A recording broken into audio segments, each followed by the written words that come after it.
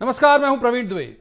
तो एक पखवाड़े तक चले स्वच्छता ही सेवा अभियान का आज भोपाल में समापन हुआ। यह पखवाड़े भर इसलिए चला क्योंकि इसकी शुरुआत प्रधानमंत्री नरेंद्र मोदी के जन्मदिन यानी 17 सितंबर से ही शुरू हो गई थी। मुख्यमंत्री डॉक्टर मोहन यादव ने इस मौके पर तकरीबन 685 करोड़ रुपए की विकास परियोजनाओं का भूमि पूजन और लोकार्पण किया। यह है एक सूचना मात्र, सूचना एक सरकारी आयोजन की। अब इस सूचना के आयाम कितने हैं, इस पर बात करते हैं। इस पखवाड़े की शुरुआत के बाद से इसमें जुड़े कितने और कौन कौन लोग, यानी लक्ष्य समूह पर नजर डाल देते हैं एक बार। जुड़े युवा, खिलाड़ी जिनमें दिव्यांग भी खिलाड़ी शामिल हैं, स्कूल कॉलेज के बच्चे, सफाई कर्मचारी। सफाई कर्मचारियों के बारे में सरकार के लिए गए कुछ निर्णय सुन लीजिए। विनियमित कर्मचारियों को स्थायी यानी परमानेंट करने का फैसला किया गया है। 8,000 की जगह 18,000 रुपये वेतन देने का फैसला हुआ है। इसके अलावा 2007 से 2016 तक के दैनिक वेतनभोगियों को रेगुलेट करने का फैसला किया गया है। इतना ही नहीं, नौकरी के दौरान मृत्यु होने पर परिवार के एक सदस्य को अनुकंपा नियुक्ति के आधार पर नौकरी मिलेगी। सफाई कर्मचारी अगर गंभीर रूप से बीमार पड़ता है तो उसे 5 साल पहले रिटायरमेंट का लाभ भी मिलेगा। गंभीर रूप से बीमार कर्मचारियों के परिवार के सदस्यों को अनुकंपा के आधार पर नौकरी मिलेगी। ये मैं पहले भी आपको बता चुका हूँ। अब इसके सियासी फायदे की तरफ भी नजर डाल लेते हैं। तकरीबन 80 वर्ग की आबादी 16% है एमपी में। हालांकि ये पुख्ता है या तकरीबन जो मैं इस्तेमाल कर रहा हूँ शब्द, उसकी वजह यह है कि 2011 के बाद से जनगणना उस तरह से हुई नहीं है, तो हम एक फिगर मान लेते हैं इसे। सफाई कर्मचारी इसी वर्ग से आते हैं। एक साथ पूरे वर्ग को क्या सीएम ने नहीं साथ लिया, क्योंकि जो मंच पर सम्मानित हो रहे हैं क्या केवल वही अभिभूत होते हैं या पूरा उनका समाज? सीएम का ज्यादातर फोकस वंचित समूहों पर ही लगातार है।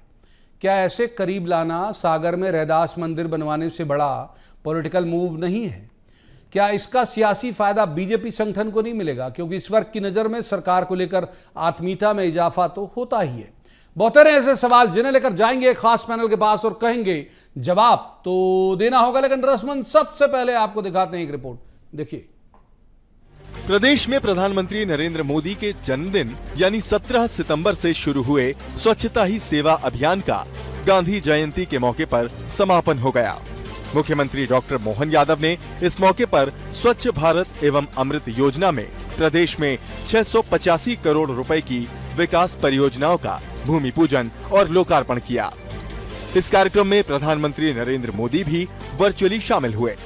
इस मौके पर डॉक्टर यादव ने स्वच्छ सर्वेक्षण 2022 में नगर पालिक निगम उज्जैन को 3 स्टार रेटिंग प्राप्त करने पर उज्जैन के 2,314 सफाई मित्रों को सिंगल क्लिक से 69,42,000 रुपए ट्रांसफर किए। इस योजना में प्रत्येक सफाई मित्र को 3,000 रुपए की प्रोत्साहन राशि प्राप्त होगी। सीएम ने कुछ दिनों पहले सफाई कर्मचारियों के लिए कई तरह की योजनाओं की शुरुआत की थी, जिसमें उनके नियमित किए जाने, पेंशन मिलने, असमय मृत्यु होने पर अनुकंपा नियुक्ति जैसे प्रावधान भी शामिल किए गए हैं। ये जो 17 सितंबर से 2 अक्टूबर तक जो पखवाड़ा चलाया गया, इसमें सभी प्रकार के आयोजनों के साथ सबसे प्रथम स्वच्छता अभियान का जो इसमें मूल भाव था, सफाई कर्मियों को मैं बधाई देना चाहूँगा। और इस पखवाड़े में तो मध्यप्रदेश और गौरवान्वित हुआ है। आज भी यहाँ विभिन्न प्रकार के प्रदेश भर के सभी स्वच्छता कर्मियों को न केवल प्रोत्साहन दिया गया, पुरस्कृत किया गया, बल्कि अनुकंपा नियुक्ति तक दी गई है। मैं उम्मीद करता हूँ कि इस पूरे अभियान से जुड़कर जो मूल भावना है, स्वच्छता को जीवन भर हम अपनाएं। हालांकि अभी जनगणना के आंकड़े 2011 के ही हैं, लेकिन फिर भी एक अनुमान के मुताबिक एमपी में अनुसूचित जाति यानी एससी वर्ग के लोगों की आबादी तकरीबन 16% है, यानी अच्छी खासी संख्या। सफाई कर्मचारी सभी इसी वर्ग से आते हैं। जाहिर है कि जब सरकार का मुखिया ऐसे किसी वर्ग के लिए चिंतित दिखता है या उन्हें सम्मान देता है, तो वो उस संख्या मात्र या उस हॉल में बैठे व्यक्तियों का सम्मान मात्र नहीं होता, बल्कि उस वर्ग के तमाम लोगों के लिए एक बड़ा सकारात्मक संदेश होता है। हालांकि कांग्रेस मुख्यमंत्री मोहन यादव को सिर्फ घोषणाएं करने वाला मुख्यमंत्री ठहरा रही है। कांग्रेस का आरोप है कि एक भी घोषणा जमीनी स्तर तक फलीभूत नहीं हुई है। वर्तमान मुख्यमंत्री माननीय डॉक्टर मोहन यादव जी भी लगातार घोषणाओं पर घोषणाएं किए जा रहे हैं। करोड़ों रुपए की घोषणाएं करते हैं, रोज नित्य नए भूमि पूजन और फीता काटने का काम करते हैं। सच बात यह है कि धरातल पर कुछ भी नहीं है। मंत्री महोदय, जमीनी हकीकत यह है कि आपकी घोषणाएं जमीनी स्तर पर बिल्कुल भी दिखाई नहीं देती हैं। आप भी घोषणावीर मुख्यमंत्री की तरह साबित हो रहे हैं। विपक्ष में बैठी पार्टी यदि आलोचना न करे तो उसके विपक्ष में होने के मायने ही क्या हैं?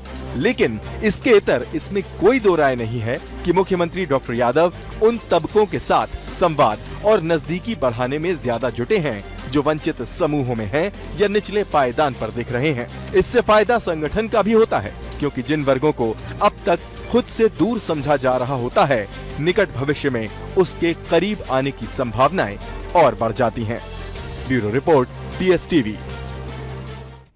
तो उन मेहमानों का सबसे पहले तारुफ मैं आपसे करा दूं जिनके साथ हम इस चर्चा को आगे बढ़ाएंगे। हमारे साथ हैं डॉक्टर वाणी अहलुवालिया, बीजेपी की विद्वान ऊर्जावान प्रवक्ता हैं। बहुत स्वागत है डॉक्टर वाणी का। दूसरे मेहमान है जितेंद्र मिश्रा, कांग्रेस के विद्वान ऊर्जावान प्रवक्ता हैं। जितेंद्र जी का बहुत बहुत स्वागत। तीसरे मेहमान है सरमन नगेले, वरिष्ठ पत्रकार हैं और बहुत अच्छे राजनीतिक विश्लेषक हैं। सरमन जी का बहुत बहुत स्वागत। आज शुरुआत करेंगे जितेंद्र जी से। जितेंद्र जी, कोई पॉलिटिकल मूव दिखता है आपको इस कार्यक्रम में? आजकल सरकारें बिना पॉलिटिकल कदम के कोई भी कदम नहीं उठाती। हर चीज में पॉलिटिकल होता है मामला। ये भी हुआ, लेकिन सबसे प्रसन्नता की बात कि सेवा पखवाड़ा मनाया गया। इसमें सेवा कार्य हुए, इसमें सेवा को समर्पित कर्मचारियों के लिए कुछ घोषणाएं की गई, बिल्कुल खुशी की बात। इसमें एक चीज और देखने में आई कि जो इसका समापन हुआ वो गांधी जयंती पर हुआ। ये एक बहुत बड़ी बात है इस देश के लिए कि आज जो लोग गोडसे की बात करते थे उन्होंने भी हमने देखा कि गांधी की समाधि पर जाके माला पहनाई। ये बेहद प्रसन्नता की, और यही देश चाहता था कि गांधीवादी विचारधारा के अलावा इस हिंदुस्तान में कोई और विचारधारा थोपने का काम होगा वो स्वीकार नहीं किया जाएगा। बहुत अच्छा लगा ये देख के कि गांधी जी की विचारधारा को सम्मान करने के लिए आज सरकारों में बैठे मुखिया पहुंचे हैं, चाहे दिल्ली की बात करें चाहे भोपाल की बात। निश्चित तौर पर अब सवाल ये उठता है कि जो घोषणाएं की बिल्कुल अच्छी घोषणा है, मैं इनकी स्वागत करता हूं। लेकिन इसमें एक चीज अभी मैं सुन रहा था आपकी रिपोर्ट में कि मुख्यमंत्री ने सबको साथ देने का प्रयास किया है। निश्चित तौर पर किया है, लेकिन कितने सधे जाएंगे ये विचार करने वाली बात, इसकी अभी विवेचना होगी। इसके बाद समझ में आएगा कि आपने प्रयास किया, लेकिन कितने लोग सधे है। क्या प्रवीण जी, इस हिंदुस्तान में 2-3 मामले इतने गर्म हैं जिसको लेकर के कोई सरकारें कोई भी हो काम नहीं कर पा रही। एक तो है क्या कि आपने बेरोजगारी दूर करने का वादा किया था। आज मध्य प्रदेश के परिप्रेक्ष्य में बात करें तो आपने देखा किस तरीके से बेरोजगारी मध्य प्रदेश में हावी हुई। मध्य प्रदेश में एनसीआरबी की रिपोर्ट उठा के देख लीजिए, 25% युवा मध्य प्रदेश का जेल में है। क्यों? क्योंकि उसके पास रोजगार नहीं है। अपराधों 25% युवा मध्य प्रदेश का। आऊंगा जितेंद्र जी, वो आज हम फोकस एक खास वर्क पर कर रहे थे, लेकिन फिर भी आपको आ जाता हूं। मैं एक बार डॉक्टर वाणी को इन करता हूं। डॉक्टर वाणी, ये ऐसे दिख रहा है, मतलब हमारा ये कहते नहीं है आपकी पार्टी में विद्वानों की कमी नहीं है, तो कहा ये नहीं जाता बिल्कुल कि भाई मोटिव क्या है। मैं और डिकोड कर देता हूं पॉलिटिकली कि जो SC वोटर है वो या तो बसपा की तरफ जाता है या खंडित है। मतलब कांग्रेस के लिए भी, कांग्रेस भी 100% क्लेम नहीं करती कि वो जाएगी। इस तरह के आयोजन से इसमें कोई दो राय नहीं कि निकटता बढ़ जाती है उस वोटर की संगठन के प्रति भी और सरकार के प्रति भी। ऐसा मानती है? सबसे पहले तो मैं आपके दर्शकों को नमस्कार करूंगी और इस पैनल डिस्कशन में मेरे साथ आप लोग सबको प्रणाम करती हूँ। स्वागत है आपका। देखिए, मेरा मानना है कि जब एक सरकार काम करती है तो वो जनहित के काम करती है, वो जन कल्याण के काम करती है और अपनी जनता जनार्दन के पास उन सारी सुविधा मुहैया कराने के लिए हर वो योजना रचना को जमीनी तौर पर उतारने का काम करती है जिससे जन कल्याण हो, जिससे उस प्रदेश उस समाज की उन्नति हो और वो जो पिछड़े समाज के लोग हैं उन्हें भी उतना ही फायदा मिले एक फ्रंट लाइन वॉरियर के तौर पर, तो ये सरकार मोहन यादव जी के अंतर्गत ये सरकार भी भरपूर वही प्रयास कर रही है और गतिशील सरकार है। तो उसे अपने हर वर्ग की चिंता है, हर उस बंधु की चिंता है जो पहले पिछड़ा होने के कारण कहीं ना कहीं उसे सहूलियतें नहीं मिल रही थी। इसलिए चाहे वो गरीब हो, वो किसान हो, वो युवा हो, वो जो जनजातीय क्षेत्र के हैं, जो दलित हैं, सबके लिए समान अवसर मिले, इस सरकार का यही नीति है। पर एक आपत्ति जरूर मैं दर्ज करना चाहूंगी अभी, क्योंकि मेरे साथी जो कांग्रेस के प्रवक्ता हैं, इनको अब ये लाशों की राजनीति से थोड़ा बाहर उभर के आना चाहिए। इनके जो ये अनियंत्रित बयान होते हैं ना, गोडसे के ऊपर, सब इतिहास पढ़ें। इंदिरा गांधी ने एक इंक्वायरी कमीशन बुलवाया था जिसके अंतर्गत संघ को क्लीन चिट मिली थी। संघ चार्जशीट में नहीं था। कोई भी जानता है कि गांधी जी के ऊपर 6 अटेम्प्ट्स हुए थे उनको मारने के लिए। मेरे ख्याल से मेरा इतना बोलना पर्याप्त है। थोड़ा अध्ययन करके आना चाहिए, अनियंत्रित बयान नहीं देने चाहिए। ठीक है, एक बार शर्मन जी को इन कर लेते जाएंगे, जब उनके पास तो पूछ लेंगे कि उनके नियंत्रण में वो कितना रख पाई आप। एक बार शर्मन जी को इन करते। शर्मन जी, ये पूरे पखवाड़े को आप देखो, बड़े माइन्यूटली मैं देख रहा था, इन जो लोग इन्वॉल्व हुए, जैसे हमने अभी अपनी शुरुआत में भी कहा था शो की, कि जो लोग इन्वॉल्व हुए वो एक बड़ा लक्ष्य समूह है, चाहे युवा हों, चाहे खिलाड़ी हों, चाहे उनमें दिव्यांग खिलाड़ी भी हों। आज उनके लिए भी बहुत सारे सम्मान और पुरस्कार और उन्हें नगद राशि भी प्रदान की गई। या ये वर्ग हो जो सफाई कर्मचारी वाला जो वर्ग है, ये बड़ा वर्ग है। बड़ा वर्ग संख्या में भले बड़ा नहीं हो, लेकिन समाज में तो बड़ा है। आपकी टिप्पणी इस पर?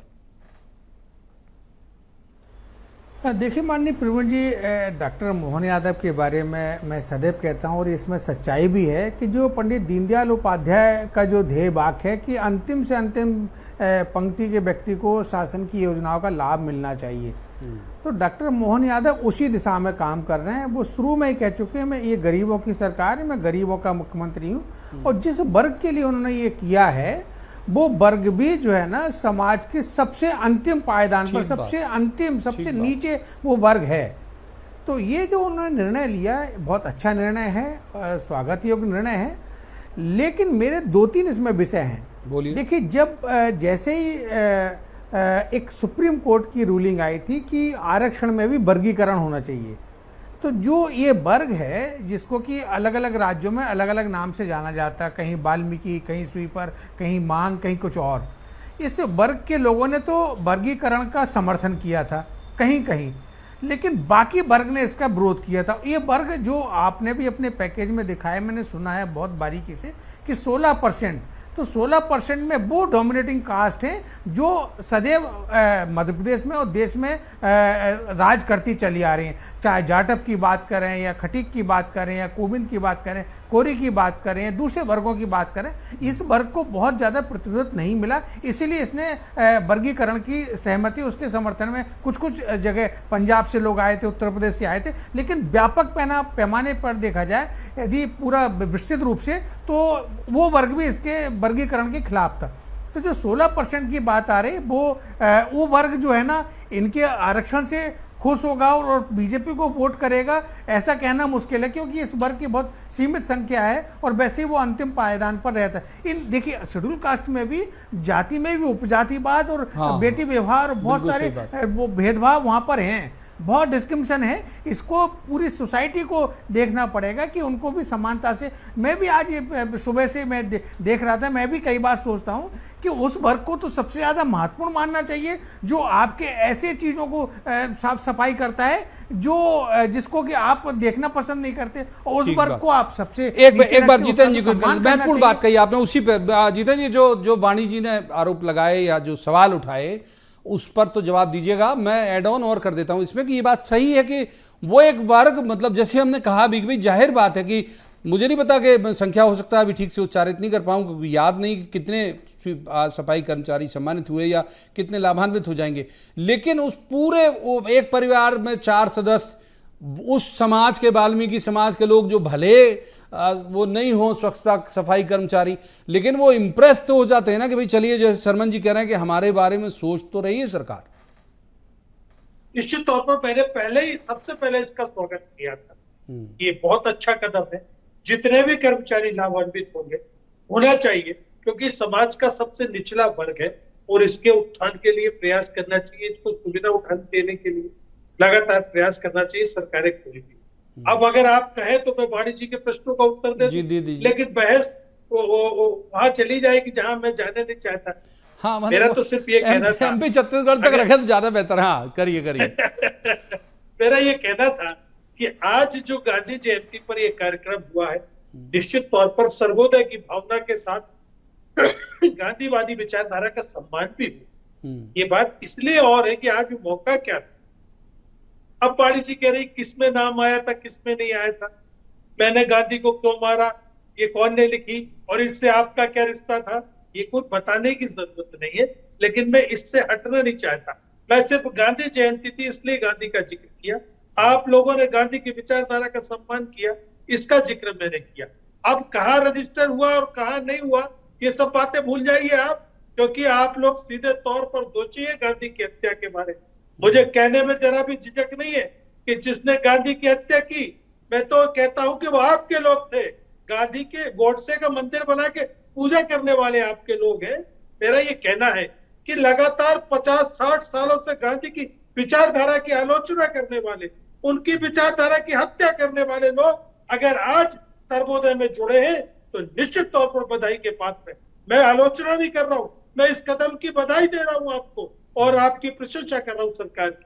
लेकिन मेरा ये कहना है कि इसके अलावा इस प्रदेश में बहुत सारी बड़ी समस्याएं थी। ये 100-200 कर्मचारियों को लाभान्वित करने से नहीं होगा। आपको एक बड़ा कदम उठाना पड़ेगा, जिसमें आज बल्लभ भवन में 73% पद रिक्त हो गए हैं। उनकी दिशा में क्या काम कर रहे हैं आप बताइए। 500-700 कर्मचारी बैठा है, बस उस दिशा में काम करने की जरूरत पड़ेगी। रोजगार के जवाब ले लेते वाणी जी, पूरा वक्त दिया जितेंद्र जी, पहले जवाब ले लेते वाणी जी। जवाब मैं कहीं भी आलोचना का जिक्र नहीं कर रही हूँ, पुनः जितेंद्र जी आपको बता रही हूँ, परंतु जिस गांधीवादी सोच के बारे में आप अभी बोल रहे थे, तो गांधी सोच और गांधी विचार से तो कांग्रेस बहुत परे हट गई है। क्योंकि अभी पिछले हफ्ते ही कमलनाथ जी ने तो गांधी टोपी पहनने से भी इनकार कर दिया था और वो उन्होंने खुले मंच पे किया। तो देखिए, करनी और कथनी में बहुत अंतर होता है। भारतीय जनता पार्टी माननीय श्यामा प्रसाद मुखर्जी के करनी कथनी और उनके विचारधारा पर चलते हुए जिस आखिरी व्यक्ति तक अपने सुविधाएं पहुंचाने, उसको देश के लिए जो समर्पण होना चाहिए उस विचारधारा से जोड़ने और उन्नति और विकास का रास्ता चयन करने के लिए प्रोत्साहित कर रही है। निश्चित रूप से जहां जहां काम और है करना, यूं तो बहुत रास्ते हैं अपनाने, परंतु हम अग्रसर हैं और आने वाले समय में वो भी पूरा करके ही होगा। एक बार शर्मन जी को इन करते हैं। शर्मन जी, अब सियासी संवाद कर लेते हैं।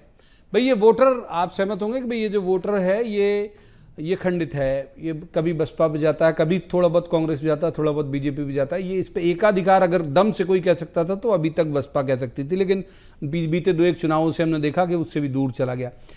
पार्टियां दोनों, मतलब आपको याद होगा प्रधानमंत्री नरेंद्र मोदी अगर आगे सागर में रैदास मंदिर का शिलान्यास कर रहे हैं, मतलब भूमि पूजन करके जा रहे हैं और बोल रहे हैं कि यहाँ रैदास मंदिर बनेगा, संत रैदास का मंदिर बनेगा, तो उसका मीनिंग भी यही था कि भाई वो इस एक खास समाज को इम्प्रेस करने की कवायद थी। उसके बजाय ये वाली जो एक तरह के इन्होंने जो शुरू करी, जो जिसे उस वर्ग तक सीधे कनेक्ट करने वाला, फायदा आपको लगता है सियासी तौर पर बीजेपी को कुछ हो सकता है इससे?